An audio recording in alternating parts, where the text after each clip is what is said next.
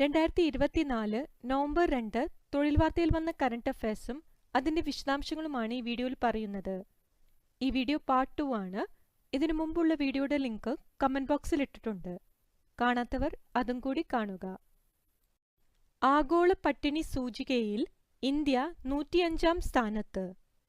127 രാജ്യങ്ങൾ ഉൾപ്പെട്ട പട്ടികയിൽ ഗുരുതര വിഭാഗത്തിലാണ് ഇന്ത്യയെ ഉൾപ്പെടുത്തിയിട്ടുള്ളത്.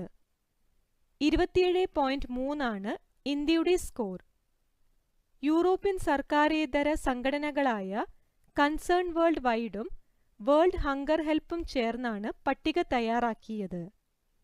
ഏറ്റവും കൂടുതൽ ആളുകൾ ദാരിദ്ര്യത്തിൽ കഴിയുന്ന 5 രാജ്യങ്ങളുടെ പട്ടികയിൽ ഒന്നാമതാണ് ഇന്ത്യ.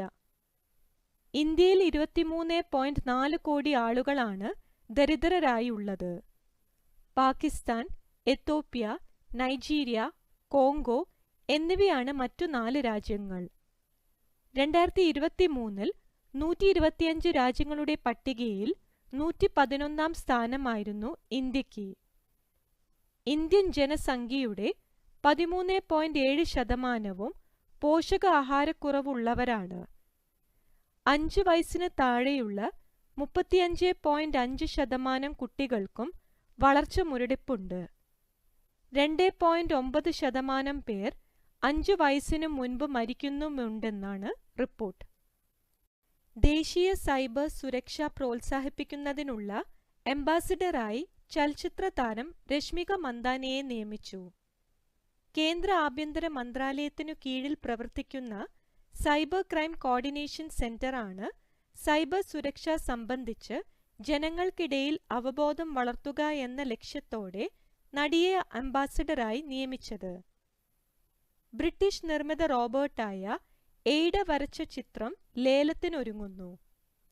ഇംഗ്ലീഷ് ഗണിത ശാസ്ത്രജ്ഞനും മോഡേൺ കമ്പ്യൂട്ടറിംഗിന്റെ പിതാവുമായ അലൻ ട്യൂറിംഗിന്റെ ഛായാചിത്രമാണ് ലണ്ടനിൽ ലേലത്തിനു വയ്ക്കുന്നത്. ആദ്യമായാണ് ഒരു റോബോട്ടിന്റെ കലാസൃഷ്ടി ഇത്തരത്തിൽ ലേലത്തിനു വയ്ക്കുന്നത്. സ്റ്റാർഷിപ്പിൽ നിന്ന് വേർപെട്ട് താഴേക്ക് വന്ന സൂപ്പർ ഹെവി റോക്കറ്റിനെ യന്ത്രകൈകളുടെ സഹായത്തോടെ സുരക്ഷിതമായി നിലത്തിറക്കി സ്പേസ് എക്സ്.